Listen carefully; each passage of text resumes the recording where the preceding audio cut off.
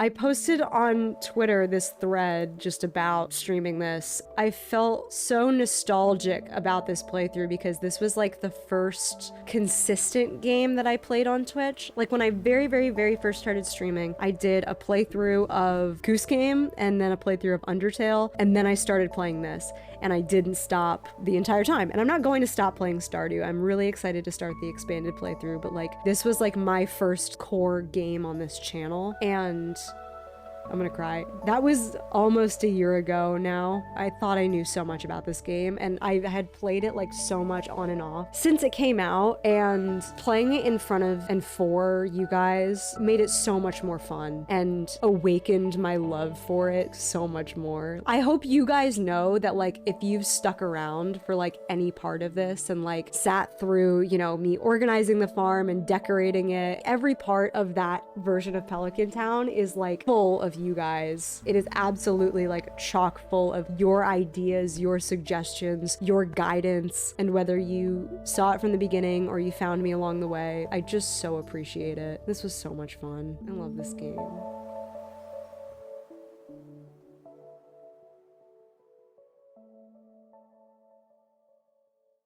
So that clip was from about a week ago when I finally finished this Stardew Valley farm that I was trying to get 100% perfection on for almost a year. If you're just finding this video for the first time and you've never met me before, hello, my name is stellajo. I am a content creator from New York. I stream on Twitch 3 times a week, twitch.tv/stellajo, and I sometimes upload YouTube videos to this channel. Feel free to scroll down and check if you're subscribed. It would be really nice. It takes like 2 seconds, and if you want to unsubscribe later, you can, but I don't imagine you would.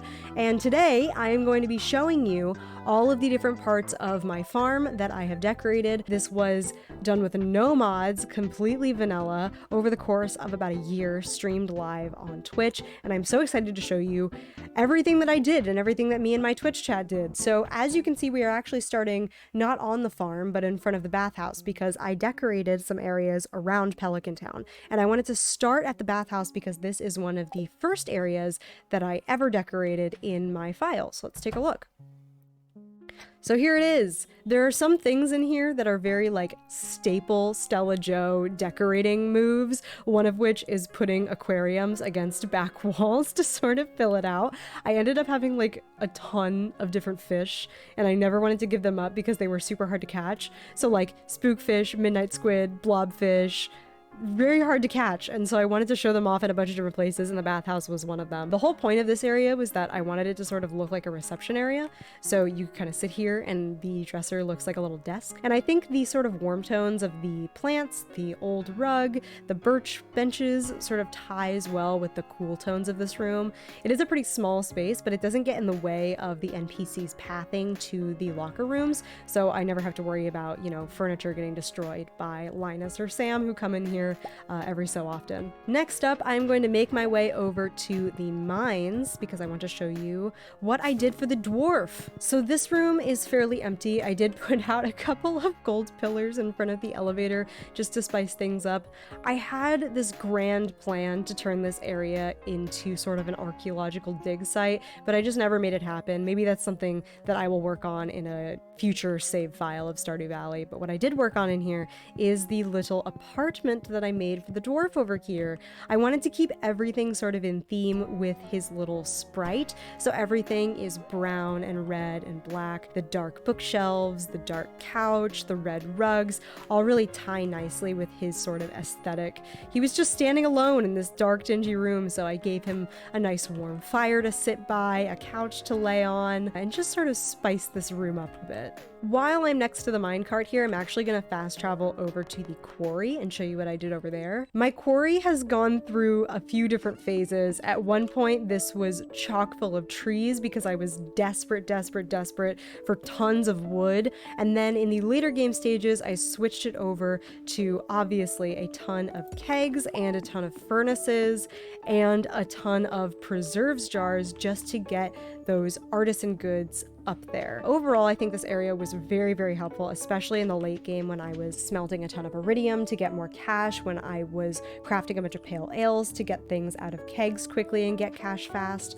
This ended up being super, super helpful. And up here, I just have a mini shipping bin so that I could drop any of the goods that were made through here off quickly, and a chest with some extra floors, some extra coffee beans, some fruits to make into jelly, coal, and the different ores that I was smelting into bars. Next, we're standing in front of the sewer because, like the dwarf, I wanted to give Krobus a bit more of a homey feel, and actually I ended up using a bunch of the same furniture that I used in the mines to give the dwarf a home that I did for Krobus. So they have the same dark couches, they have the same red rugs, and I like to think that I sort of did that subconsciously because their stories are so intertwined that I used a bunch of the same furniture. But Krobus does have a bit more room, so I was able to give him a bit of a dining table. I put the monster fireplace down here. We've got a little seating area on this sort of makeshift dock. And then over here, I wanted to give Krobus a bit more of a homey vibe around him. So I laid out this rustic floor. I gave him a little stingray friend,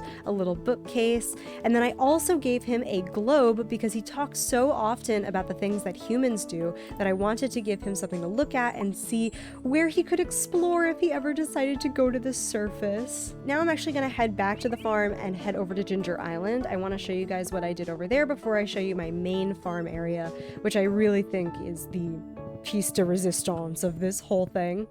So here we are at the Ginger Island farmland. The whole point of this farmland is that I would never have to replant any seeds ever. The way that the farmland here works is actually very similar to the greenhouse, so you can plant things that are seasonal any time of year. So you can see I've got green beans next to eggplants, next to pineapples, all living in harmony because everything here grows all year round, but I didn't want to replant any seeds. So everything either grows on a vine or is able to be regrown from the same plant once it's grown fully.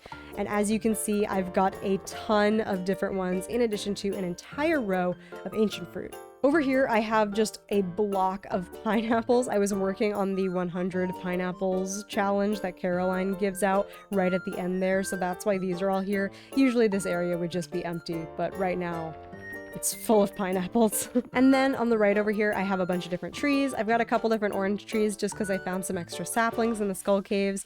And then I've got a couple mango trees and a banana tree, in addition to some kegs to make some pale ale from the hops that grow here. Now we're gonna head inside the farmhouse. I wanted to keep the farmhouse on a very tight color scheme of green and brown.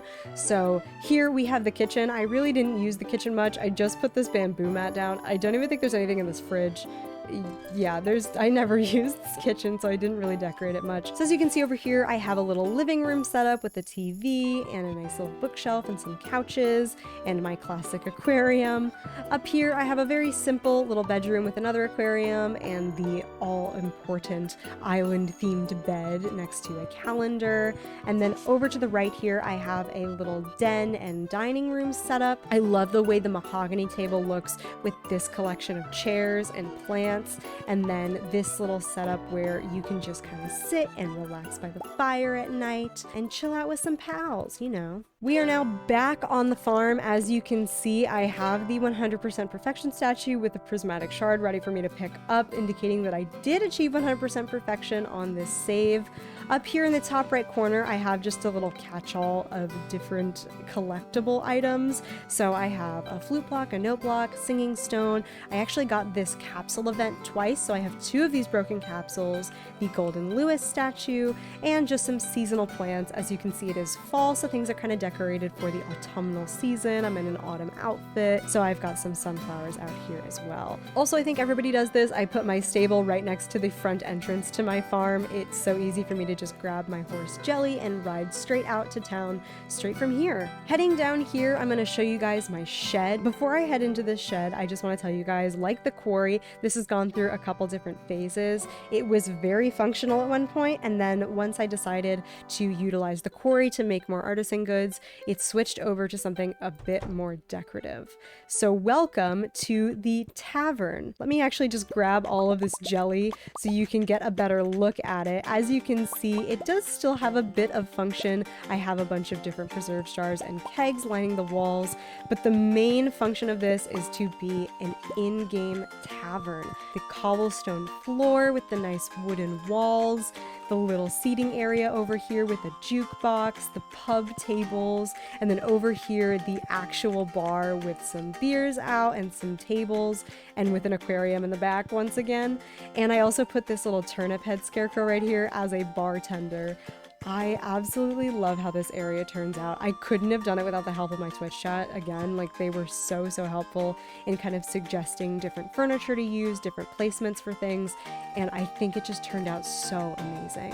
I also really recommend you do this. I've seen so many people turn sheds into different sort of interior areas specifically for decorative purposes, and I feel like when you get to the late game and you're not super strapped on cash and you're not working your ass off every day to grind for money, doing stuff like this is a great way to show off the more creative elements of Stardew and just how personal and customizable this game can be. As you can see, this is where I ended up putting my golden clock. It used to be other things. It was a catch-all sort of chest monster at one point. It was a statue garden at one point, but it nestles in so nicely with this little framing of floorings, and I think it ended up looking really nice with these lampposts and these seasonal boxes. I think it looks great. Down below is one of my first little functional areas with some of the machines. So as you can see, I've got my worm bin right in the middle, some bone mills, some seed makers, and some recycling machines. And this ended up sort of being a catch-all for those extra machines that I ended up using more often than not, but not super often. Not like everyday machines that I needed, but you know, useful ones nonetheless. Before I head any further down, I do want to show you guys my big crop area that's right in the center of my farm. As you can see, I tried to separate my different crops and have a variety of crops every season around the different sprinklers. I have a smattering of different scarecrows all around this big crop area. The last thing about my crop area that I just want to point out that I thought was really helpful is having all of my vine crops all the way on the left, just all the way down the left side here every season. So as you can see, for fall it's grapes, for spring it's green beans, and for summer it's hops, but I would always have them in this very straight line all the way down the left side of the farm. Coming back up here along the side of the farmhouse, you can see I have a bunch of crystallariums as well as my iridium statue and my farm computer. This was just a good place to put these. It was very easy to grab the stuff from it without going too far from the farmhouse when you first wake up in the morning. And as you can see here, I have two of my obelisks, the Ginger Island one and the desert one. Right below it, I have my smelting area. So as you can see here, I have a bunch of different charcoal kilns just in case I ever ran out of coal, and then a bunch of different furnaces. And over here, we've got my two geode crushers. And then these chests would just house all of the different ores and bars and different gems and geodes that I would collect. I am a big collector in this game, and I love the way that some of the gems look, so I would just save them for no reason. I know you can just sell them and get more money, but I think they look so pretty. Right next to the smelting area on the left here, I have 5 lightning rods out. These are great for collecting battery packs. So every time there was a thunderstorm, I would get 5 battery packs, which was helpful for some things. Didn't use them too often, but they were nice to have just in case I ever did need them. And then up here is my mushroom cave, which is fully decorated. I think this cave looks the best in the fall with the little orange grass and the jack-o'-lantern, and then of course another aquarium along the back. I can't not. I just can't not. It looks so cute. Next up over here, you can see I have my other 2 obelisks, the beach one and the mountain one, outside of my greenhouse, which I think frames the building really nicely. And then inside the greenhouse, this is definitely function over decoration for sure. I looked up exactly where to place the sprinklers so that everything would get watered. I have a bunch of different fruit trees all around the edges here. And then on the actual place where you can put crops, I have the whole left side covered in ancient fruits, a row of cactus, a ton of star fruits, and then a row of coffee beans, just to get a bunch of different fruit outputs. Again, this isn't super decorated, I would say. It's not super customized, but I love the way it looks. I think the fruit as it's grown and with all the trees around looks really, really lush and full and alive. And I also really like the torches in here, especially at night. It gives off a really, really nice glow all around. Down here at the bottom, I also have an extra chest just for some seed storage and another mini shipping bin so that I could just sell off anything from in here that I didn't want to keep. Moving over to the left of the greenhouse, you can see I have these sprinklers hard at work in front of these beehives.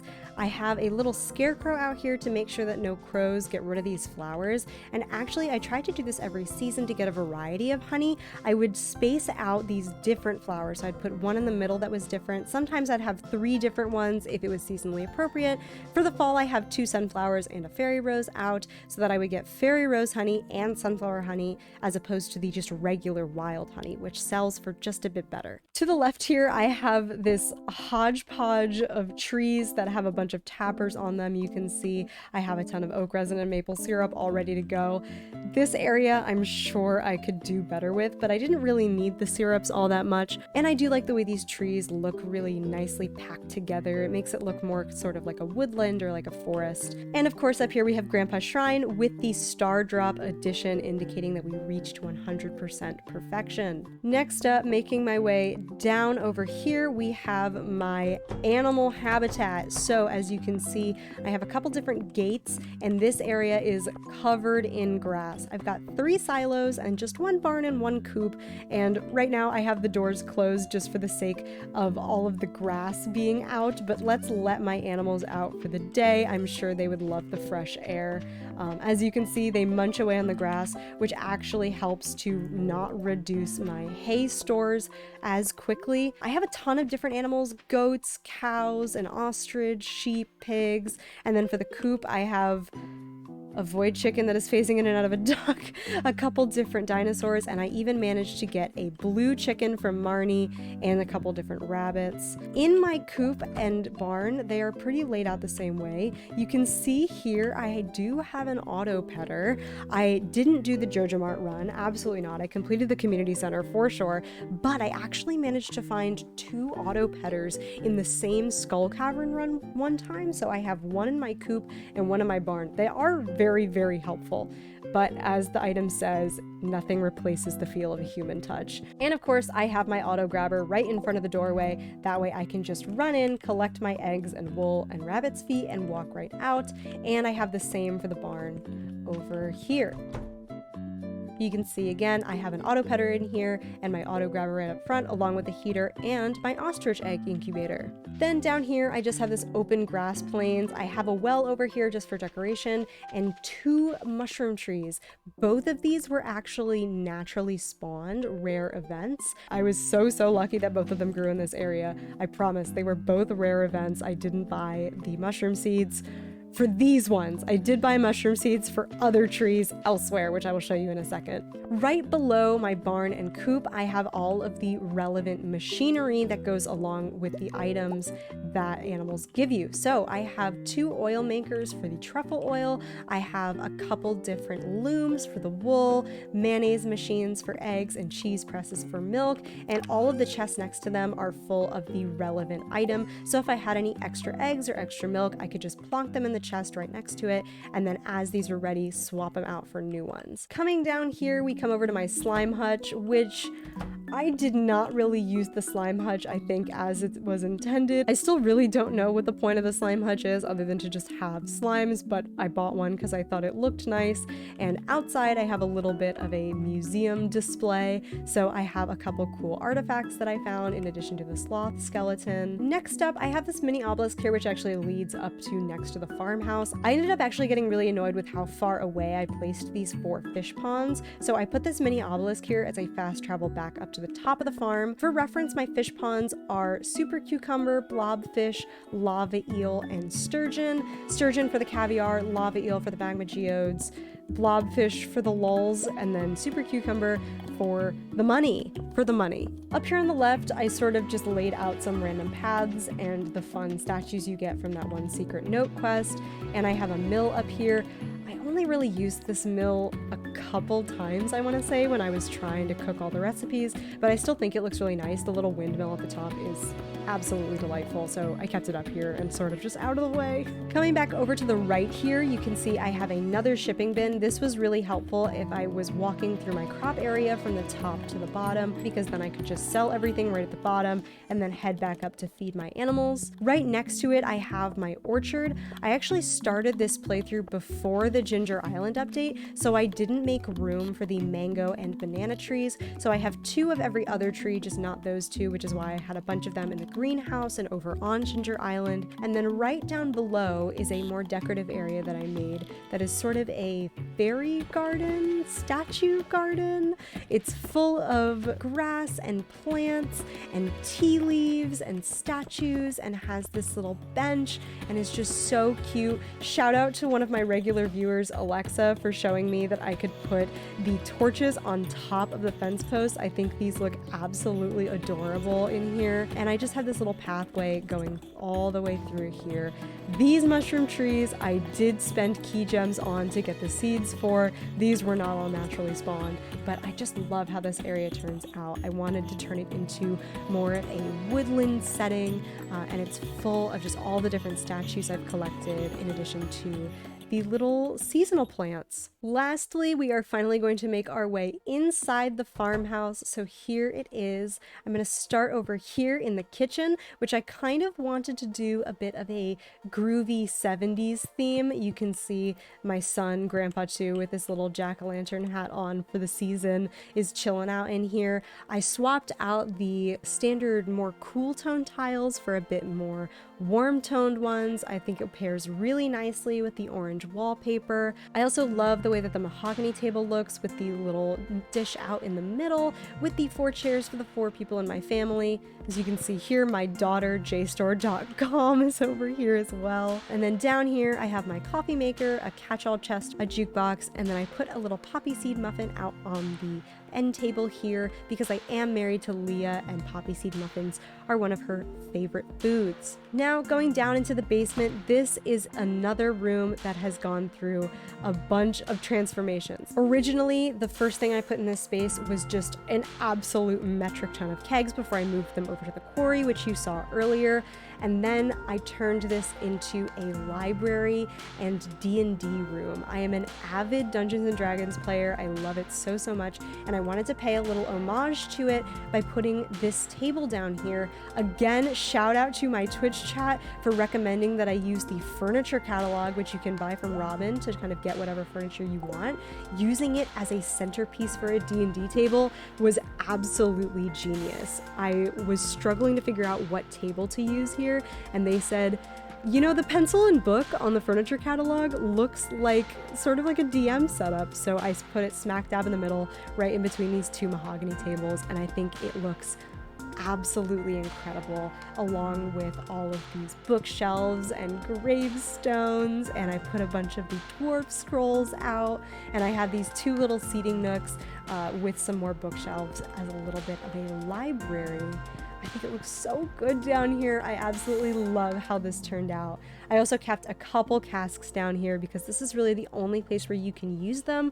And so if I ever did want to come back to this and use the casks, they are in the basement. And I think they line the walls really, really nicely. Heading back over here out of the kitchen, we enter my little living room setup. My room is up here, which I'll show you last, but it was really easy for me to come over here and just check the weather or check my fortune straight on the TV. But I did want to create a little den area so you could sit on these couches and watch television. And I have another little aquarium down here, obviously, and it's next to my telephone. Over to the right here is entering my dining room area. So this room was actually inspired by one of the rooms that I made on my Animal Crossing island. I made a separate house on that island as a bit of an inn, and up top I have a dining room setup that is very similar to this one with a bunch of mismatched chairs, and I kind of wanted to emulate that here in my farmhouse as well.